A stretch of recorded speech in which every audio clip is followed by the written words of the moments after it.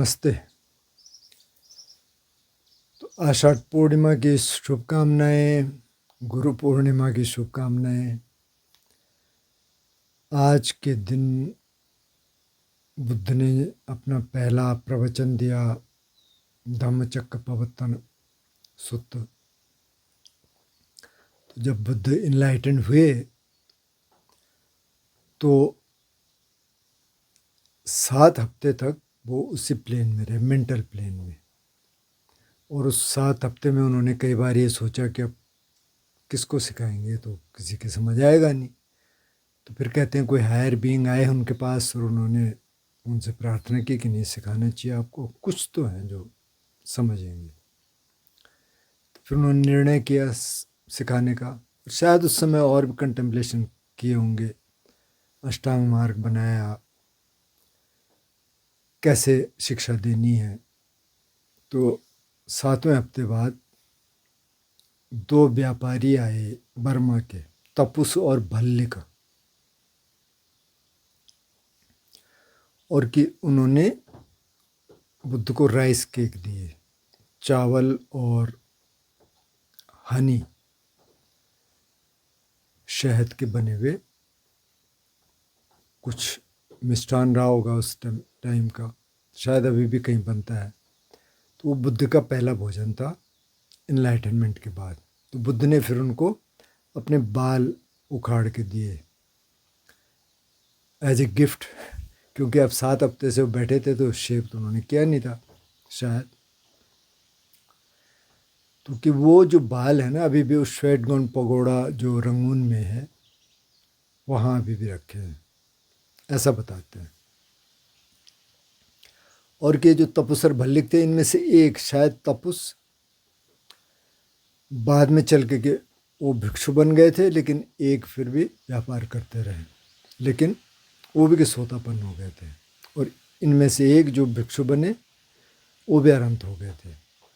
पर जब 7 हफ्ते हो गए, फिर बुद्ध ने सोचा कि ठीक है अब शिक्षा देनी चाहिए। तो उनको याद आया अपने 2 टीचर जिनसे उन्होंने समाधियों की शिक्षा ली थी, जो अरूप समाधियाँ हैं, उदगराम पुत्र और अलार कलाम। उन्होंने कहा उनको दिया जाए, लेकिन फिर उन्होंने अपने साइकिक पावर से देखा कि वो तो चले गए शरीर छोड़ के, तो किसको दिया जाए। फिर उनको याद आया ये जो उनके 5 साथी थे, पंचवर्गीय भिक्षु। फिर उन्होंने देखा कहाँ हैं, तो वो सारनाथ में थे उस समय। ऋषि पत्तन उसको कहा जाता था, पाली में इसी पत्तन। तो वहाँ गए, तो आज ही के दिन की बात है, मतलब इसी पूर्णिमा की।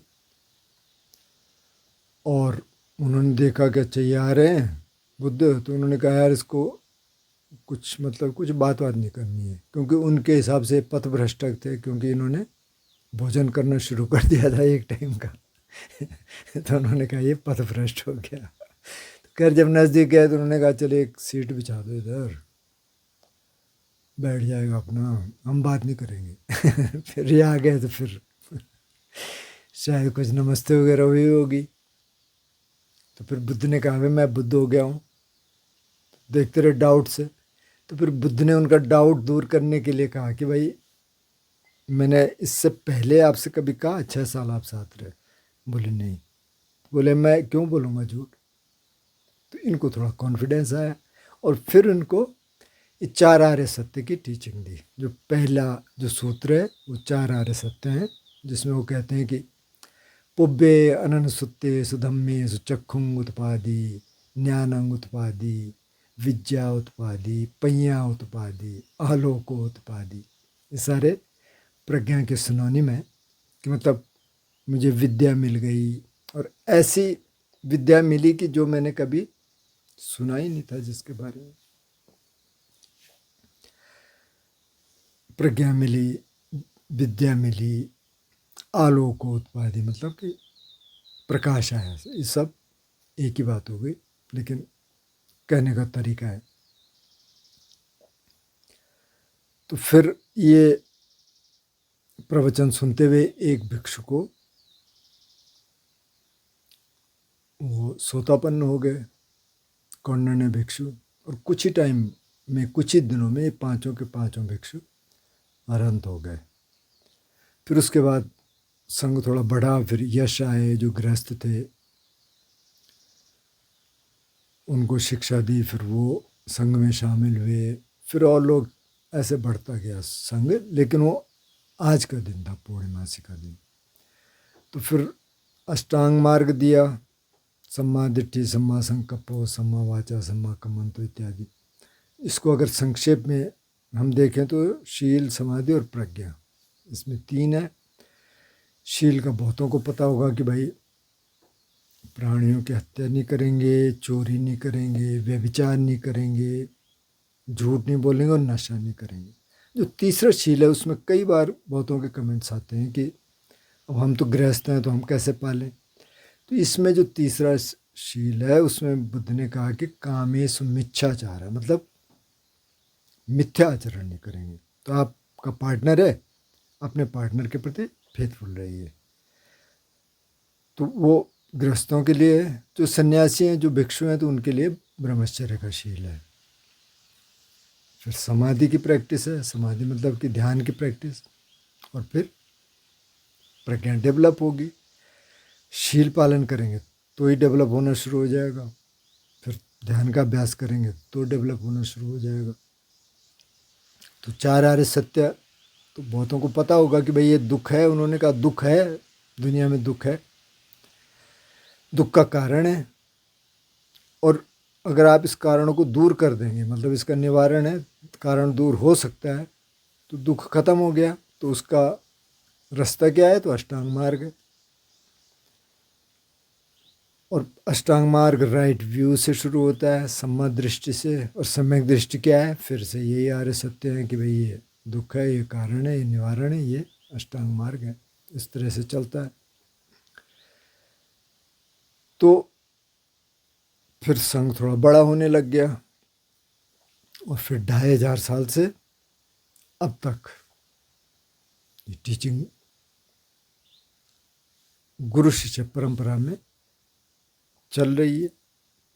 पहले 400 साल तक तो कुछ लिखित भी नहीं था, लेकिन वो अच्छा हुआ कि जब बुद्ध का परिनिर्वाण हुआ तो पहली संगायन हुई। कुछ महीने बाद पहली संगीति हुई। संगीति मतलब उसमें सब सुनाए गए सारे सूत्र, और फिर उनको याद रखा गया। तो पहले 400 साल तक उनको याद रखा गया। उस समय वैदिक परंपरा भी यही थी कि याद रखा जाता था। और फिर फर्स्ट सेंचुरी बीसी में, मतलब करीब 20 सेंचुरी बीसी में उसको लिखा जाने लगा, और श्रीलंका में लिखा गया सबसे पहले। तो आप लोग अभ्यास कर ही रहे होंगे, ज़्यादातर तो नहीं कर रहे होंगे तो आप करना शुरू कर दीजिए। और इसमें बहुत सी साधनाएं हैं, मतलब बहुत प्रकार से, बहुत तरीके से बुद्ध ने कहा है। कहीं उन्होंने ये भी कहा कि जो 37 बोधिपक्ष धर्म हैं ये मेरे कोर टीचिंग है। तो 37 बोधिपक्ष धर्म पे भी हमने वीडियो बनाए हैं, अगर आप देखना चाहें तो देख सकते हैं। अब इस मार्ग पे चलते हुए ना कई बार क्या होता है, जैसे आज एक किसी का फ़ोन था मेरे लिए आया हुआ कि मैं थोड़ा साधना संबंधी बात करनी है। ठीक है, तो उन्होंने बताया अपना, फिर बताया कि अब इसमें प्रगति हो रही है तो इसका क्या मापदंड है, कैसे जाने की प्रगति हो रही है। लेकिन उससे पहले उन्होंने खुद ही कह दिया था कि मेरा गुस्सा कम हो गया है, मेरा अपने बेटे के प्रति बहुत गुस्सा होता था, तो फिर मैं ध्यान करने से मेरा गुस्सा कम हो गया। तो मैंने कहा भाई सबसे पहला मापदंड तो यही है कि आपका गुस्सा कम हो गया, आपका व्यवहार अच्छा हो गया। तो कई बार क्या होता है इसमें दिक्कत कि हमको लगता है कि कोई सुपर नॉर्मल पावर मिलनी चाहिए, कोई साइकिक पावर, क्योंकि सभी कहते हैं ना कि अब बुद्ध के पास तो बहुत थी, उनके शिष्यों के पास थी, अभी भी होंगे लोग, वो मिल जाए। क्या जाने, मतलब कुछ ऐसी पावर मिल जाए हम देख सकें क्या हो रहा है, आने वाली घटनाओं को, तो उसके चक्कर में नहीं रहना चाहिए। और बुद्ध ने अपने शिष्यों को कहा कि अगर आ भी जाए ना, किसी को बताना नहीं है, चुपचाप रहो, क्योंकि उससे गलतफहमियाँ होती हैं। और ट्रेडिशन के लोग तो कहते फिरते हैं हमारे पास ये, हमारे पास वो है, पता नहीं है कि नहीं है, पर बहुत सारे लोग क्लेम करते हैं ना, या उनके चेले क्लेम करेंगे कि बाबा जी तो इनके पास बहुत पावर्स हैं। बुद्ध ने मना किया, न तो ये बताना, नहीं ये बताना आप किस समाधि में जा सकते हैं, ये भी नहीं बताना, या आप इनलाइटनमेंट के किसी स्टेज पे हैं, ये भी नहीं बताना, कुछ नहीं बताना। वो तो बहुत, अगर कोई आपके साथी हैं जो कि साधना में इतने आगे हैं, उनसे बात कर सकते हैं, बाकी नहीं। क्योंकि आप लोगों से बात करेंगे तो वो तो गलतफहमी होगी उनको, तो वो नहीं करना है। तो ये एक गलती होती है। तो इसमें बहुत सहज मार्ग है कि वह शील का पालन करें, ध्यान का अभ्यास करें, प्रज्ञा डेवलप होती रहेगी।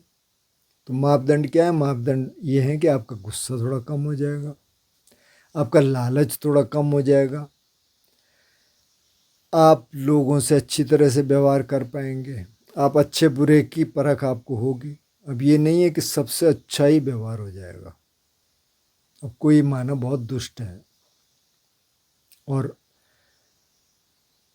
बहुत टॉक्सिक है, हो सकता है फैमिली में ही हो, और आप उससे अच्छा अच्छा बोलने की कोशिश कर रहे हैं, और वो वो तो समझता नहीं इन बातों को। तो वहाँ फिर ये है कि आप दूसरी स्ट्रेटजी अपना सकते हैं। हो सकता है किसी से आपको ये भी कहना पड़े कि भाई ठीक है, फिर हमारी बात करने का कोई मतलब रह नहीं जाता है, ये भी हो सकता है, क्योंकि सबके साथ ये चलता नहीं है। तो कई बार ये होता है, लेकिन जनरली आपका एटीट्यूड चेंज हो जाएगा। फिर ये नहीं रहेगा कि उसके प्रति कोई घृणा है, वहाँ दिल में आपका प्रेम है, ठीक है। हो सकता है कि इससे बात करनी पड़े, मतलब आप पूरी कोशिश करिए, और नहीं होता तो कई बार नहीं होता, क्या कर सकते हैं, कोई चेंज हो ही नहीं सकता, अपनी तरफ से आप साफ हैं। तो इस मार्ग में ये है कि आप अपना चलते रहिए, शील का पालन करते रहिए, समाधि का अभ्यास करते रहिए, और मैत्री का अभ्यास जरूर करिए कि सबके प्रति मैत्री। आप इसको ध्यान के शुरू में भी कर सकते हैं, आखिर में भी कर सकते हैं, ये कभी सिर्फ इसी को कर सकते हैं कि वे सबका भला हो। तो बुद्ध ने बहुत आसान बताया कि भाई चारों तरफ आप विजुलाइज कीजिए, और ऊपर नीचे ऐसे तिरछे में, और फिर सब प्राणियों को मैत्री भेजिए कि सबका भला हो, सबका मंगल हो, सबका कल्याण हो। तो आप ध्यान करते रहिए। मैंने सोचा एक छोटा सा वीडियो इस पर बना देते हैं कि आज ये पूर्णिमा, वैसे मुझे पता नहीं था, तो कुछ दोस्तों ने मेरे को भेजा, तो मैंने सोचा कि ठीक है। वैसे यहाँ थोड़ा एक कन्फ्यूजन ये हो रहा है, मैंने एक दो लोगों से पूछा यहाँ कि भाई एक महीना कौन सा, आषाढ़ है कि श्रावण है? उन्होंने कहा ये तो सावन का महीना है, 15-16 से सावन लग गया, लेकिन इसको आषाढ़ पूर्णिमा कहा जा रहा है। तो पता नहीं इसका क्या है, मुझे नहीं पता, लेकिन शायद कुछ परंपराओं में इसको सावन का महीना अब बताया जा रहा है आज से, कुछ में 16 से शुरू हो गया, कह नहीं सकते, पर जो भी होगा मतलब ठीक है। पूर्णिमा के हिसाब से शायद यही आषाढ़ पूर्णिमा बनती है। तो आपको शुभकामनाएं, आपको धर्म के मार्ग में आपकी प्रगति हो, आप शील समाधि प्रज्ञा के रास्ते पे चलते रहें, आप सुख समृद्धि आपके जीवन में आए, यही हमारी शुभकामना है। और जो भी हो, ऊपर नीचे होता रहता है, आप रास्ते पे चलते रहें। जिन्होंने चलना शुरू नहीं किया तो वो चलना शुरू करें, कम से कम थोड़ी देर ध्यान करें, और कंसिस्टेंसी रखें ध्यान में। नहीं तो फिर अगर कंसिस्टेंसी आपकी ख़त्म हो गई, मतलब लगातार करना है, रोज़ करना है, जो भी आपका टाइम है, नहीं तो फिर दिक्कत हो जाती है, फिर मतलब छूट जाता है। ये बहुतों से मेरी बात होती रहती है, कंसिस्टेंसी की बहुत दिक्कत है, तो वो भी रखना है और इस रास्ते पे चलते रहिए, औरों को भी शामिल करिए, औरों को भी मदद करिए, जो भी आप मदद कर सकते हैं, और खुश रहिए, शांत रहिए। नमस्ते।